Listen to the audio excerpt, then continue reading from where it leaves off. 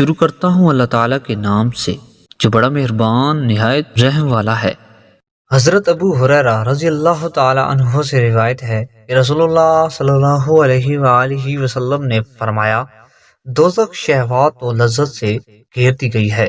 اور جنت سختیوں اور مشقتوں سے گھری ہوئی ہے۔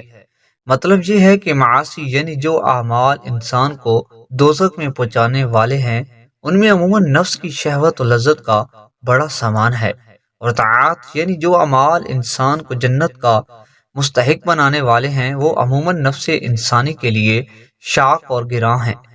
پس جو شخص نفس کی خواہشوں سے مغلوب ہو کر معاصی کا ارتکاب کرے گا، اس کا ٹھکانہ دوزخ ہوگا، اور اللہ کا جو بندہ اللہ کی فرمانبرداری کی مشقتوں کو برداشت کرے گا اور خواہشات والی خوشگوار اور لذیذ زندگی کے بجائے احکام الہی کی اطاعت والی مجاہدہ کی زندگی گزارے گا،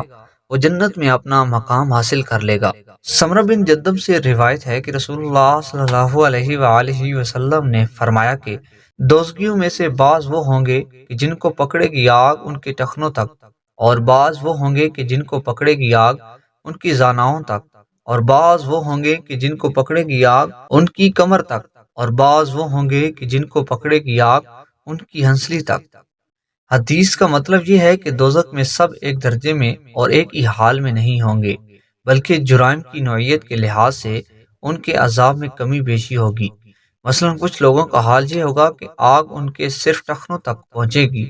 اور کچھ لوگوں پر عذاب ان سے زیادہ ہوگا، اور آگ ان کے زاناؤں تک پہنچے گی، اور کچھ لوگوں پر اس سے زیادہ ہوگا، اور آگ ان کی کمر تک پہنچے گی، اور کچھ لوگ ان سے بھی سخت تر اور بدتر حالت میں رہیں گے، اور آگ ان کی گردن تک پہنچے گی۔